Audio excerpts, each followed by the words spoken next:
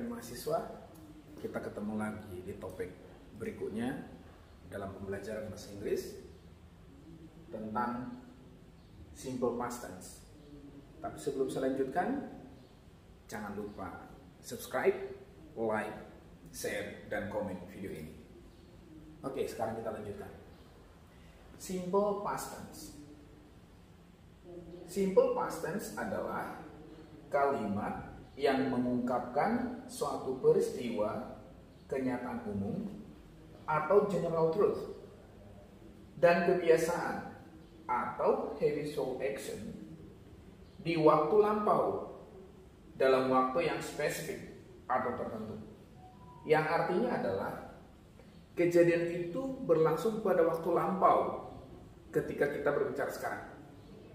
Dan ada waktu yang spesifik atau tertentu di dalam kejadian tersebut. Oke. Keterangan waktunya adalah contohnya last titik-titik. Misalnya last week, last year, dan lain-lain. Yang berikutnya titik-titik ago. Misalnya 2 days ago, 3 months ago, dan lain-lain. Berikutnya yesterday, yang artinya kemarin. Contohnya yesterday morning, yesterday afternoon, dan lain-lain. Di dalam simple past tense, pada kalimat verbal, dalam kalimat verbal menggunakan kata kerja kedua atau verb to, dan hanya digunakan pada kalimat positif. Dan hanya digunakan pada kalimat positif. Berarti dalam kalimat negatif maupun kalimat tanya, dia akan kembali ke kata kerja pertama. Bagaimana nanti penjelasan selanjutnya akan saya jelaskan lebih detail. Ciri-ciri kata kerja bentuk kedua adalah, saya ulang, ciri-ciri kata kerja bentuk kedua adalah adanya akhiran ed pada kata kerja tersebut. Adanya akhiran ed pada kata kerja tersebut. Misalnya, play menjadi played, listen menjadi listened, paint menjadi painted. Di dalam simple past tense terdapat dua jenis kalimat. Pertama, kalimat verbal, dan kedua adalah kalimat nominal. Akan saya jelaskan satu persatu. Kita jelaskan pertama, kalimat verbal. Pertama, kalimat verbal. Yang artinya kalimat verbal adalah bahwa di dalam kalimat tersebut terdapat kata kerja. Dalam hal ini, karena kita membicarakan simple past tense, berarti menggunakan kata kerja kedua. Jadi di dalam kalimat verbalnya menggunakan kata kerja kedua. Rumusnya adalah dalam kalimat positif kita gunakan subjek ditambah verb kedua atau verb to tambah objek. Negatif subjek ditambah did. Di sini menggunakan did plus tambah not tambah kata kerja pertama tambah objek.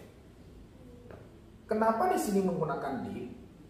Did itu adalah kata kerja bantu atau auxiliary verb pada simple past tense. Jadi ciri-ciri salah satunya adalah untuk pengerjaan kalimat dan tipsnya adalah apabila muncul kata did, berarti itu adalah bentuk simple past tense. Itu ciri-ciri, salah satu ciri-cirinya. Oke, kita lanjut.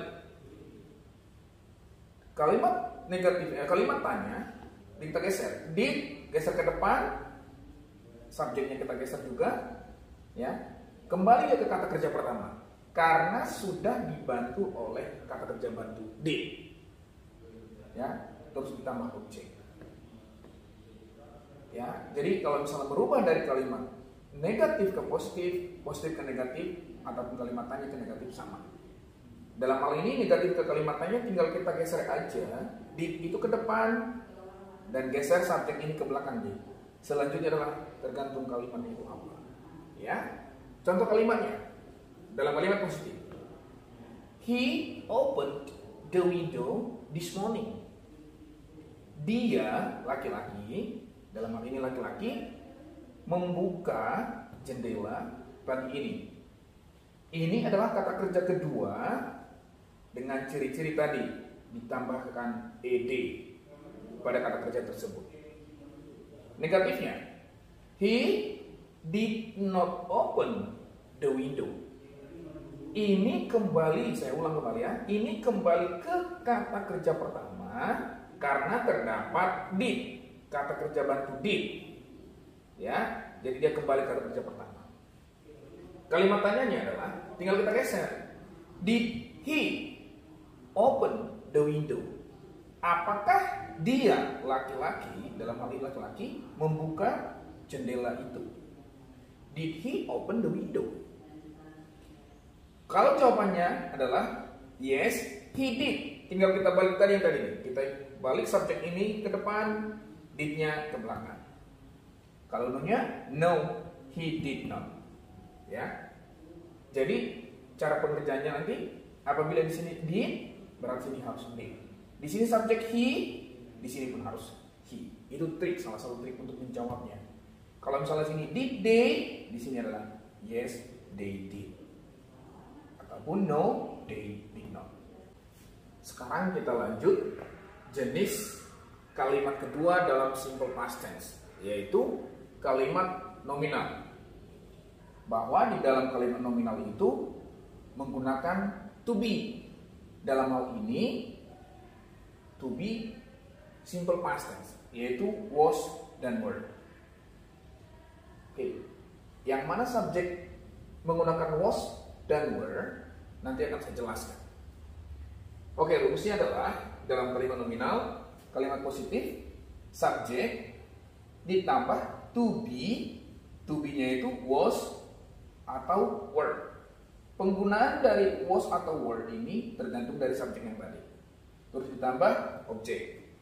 Dalam kalimat negatif, subjek ditambah to be ditambah not dan ditambah objek. Dalam kalimat tanya, kita geser to be-nya ke depan. To be ditambah subjek tambah objek. Jadi posisi ini hanya tinggal menggeser aja. Subjek to be-nya ini ke depan, subjeknya kita geser ke belakang to be-nya. Oke? Contoh kalimatnya. Dalam kalimat positif, they were in the bank this morning. Mereka berada di bank pagi ini. Ya. Kalimat negatifnya, they were not in the bank this morning. Mereka tidak berada di bank pagi ini. Kalimat tanya, were they in the bank this morning? Nah, ini tadi saya bilang, kalau to be-nya itu dalam kalimat tanya harus selalu di depan, harus kita geser posisinya ke depan, baru ditambahkan dengan subjek. Apabila pertanyaannya were they in the morning this morning, berarti jawab yes, they were. No, they were not. Apabila diawali, saya ulang, apabila diawali dengan kata were atau to be were, kita harus diakhiri dengan to be were juga. Apabila di sini subjeknya they, di sini pun harus subjeknya they. Itu adalah salah satu triknya tadi seperti saya bilang, salah satu triknya ya. Oke, kita kembali ke sini ke penggunaan to be. To be yang menggunakan atau subjek yang menggunakan to be were adalah I, you, they, we. Dan subjek yang menggunakan to be was adalah he, she, it. Secara reguler untuk membentuk kata kerja past atau verb to, kata kerja kedua adalah dengan menambahkan huruf d atau ed sesudah kata kerja asal. atau kata kerja bentuk dasar. Contohnya adalah open ditambahkan ed menjadi opened. Cook ditambahkan ed menjadi cook, dan lain-lain. Akan saya jelaskan bagaimana penambahan d maupun ed. Berikut ejaan dalam menambahkan huruf d atau ed dalam bentuk past tense atau bentuk past maupun dalam bentuk past participle dari regular verbs atau kata kerja pertama. Yang pertama, apabila kata kerja berakhiran e maupun maupun oe ataupun ie langsung ditambah d. Contohnya, agree ini kan berakhiran ee, langsung kita tambahkan d menjadi agreed dalam bentuk past tense, dan dalam bentuk past participle atau kata kerja ketiga sama agreed. Kata kerja bentuk dasarnya believe berakhiran e, sama kan, berakhiran e, langsung ditambah d di dalam kata kerja keduanya menjadi believed, dan di kata kerja ketiganya pun atau past participle menjadi believed juga, dan juga kata-kata kerja yang lain. Yang kedua, kata kerja satu suku kata, satu huruf hidup, dan berakhiran satu konsonan atau huruf mati, maka konsonan akhir didabelkan kemudian ditambah ed. Contoh, flip, kata dasarnya, kata kerja keduanya flipped, dan kata kerja ketiga pun flipped. Take, kata dasar pertama, kata kerja kedua take, kata kerja ketiga take. Yang ketiga, kata kerja berakhiran vokal atau huruf hidup dan huruf w, dan langsung ditambahkan dengan ed. Contoh, flow, kata dasarnya, kata kerja keduanya float, kata kerja ketiganya float. Row, kata kerja keduanya menjadi road, kata kerja ketiga menjadi road.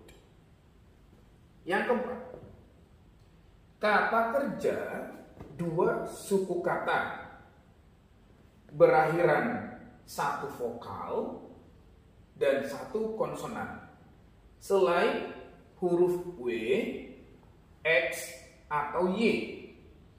Jika di stress atau di intonasi tinggi pada suku kedua, maka konsonannya didabelkan dan ditambah huruf ed. Contoh, permit menjadi permitted dan permitted. Kedua, prefer menjadi preferred dan preferred. Tetapi jika yang distress atau di intonasi tinggi pada suku pertama konsonan, ya, konsonan akhir tidak didabelkan. Jadi konsonan akhir itu tidak didabelkan. Contoh, cancel menjadi cancelled dan kata kerja ketiga cancelled.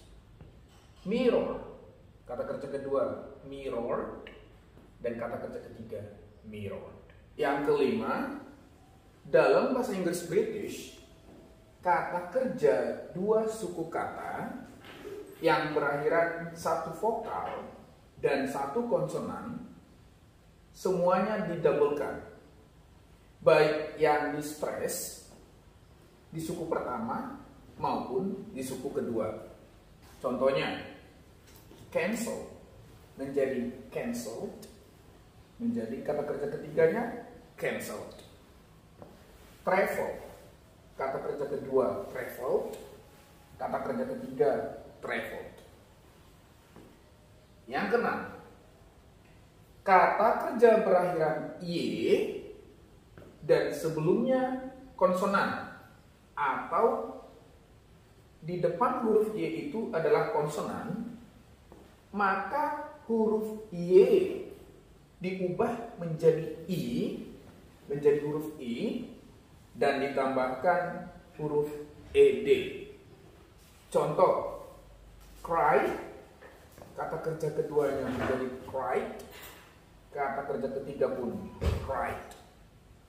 Relied, kata kerja kedua menjadi relied, kata kerja ketiga relied. Sedangkan kata kerja yang berakhir huruf y dan di depannya huruf vokal, maka langsung ditambah huruf ed. Contoh, display, kata kerja kedua displayed, kata kerja ketiga displayed. Yang kedua contohnya, employ, kata kerja kedua employed, kata kerja ketiga employed. Yang ketujuh, kata kerja berakhiran huruf ic, maka huruf c-nya diubah menjadi huruf ck dan ditambah huruf ed. Contoh, panic, kata kerja kedua menjadi panic, kata kerja ketiga pun panic. Picnic, kata kerja kedua menjadi picnic dan kata kerja ketiga pun menjadi picnic. Tetapi harus diingat, tidak semua kata kerja bisa dibentuk dengan cara tersebut yang tadi saya jelaskan, dengan menambahkan d atau menambahkan ed. Tetapi ada yang tidak bisa dibentuk, yaitulah namanya kata kerja tidak beraturan atau irregular verbs. Untuk irregular verbs itu harus dihafal sendiri, ya, karena perubahannya itu bisa berubah dari kata kerja pertama, kata kerja kedua, dan kata kerja ketiga. Sekarang saya akan jelaskan fungsi dari simple past tense. Pertama, menunjukkan aktivitas atau kejadian di masa lampau. Contohnya, she planted some flowers yesterday. Yang kedua, menunjukkan kebiasaan di masa lampau. Contohnya, they always watch cartoon movies every morning. Mereka selalu menonton film kartun setiap pagi. Yang ketiga, menunjukkan beberapa aktivitas yang terjadi secara berurutan di masa lampau. Contoh, my father took me to the school at 6, had a meeting at 10, and met his old friend at 2 yesterday. Yang keempat, fungsi yang keempat, menunjukkan aktivitas yang terjadi di masa lampau dalam periode waktu tertentu. Contohnya, she lived in Bandung for 10 years. Dia tinggal di Bandung selama 10 tahun. Maksudnya sudah tinggal di Bandung selama 10 tahun. Ya. Yang kelima, menunjukkan aktivitas yang terjadi berulang-ulang di masa lampau. Contoh, he always played football with his friends. Ya, dia selalu bermain bola kaki dengan teman-temannya. Oke, itulah keseluruhan tentang simple past tense. Baik ya, jangan lupa like, subscribe, komen dan share channel saya ini.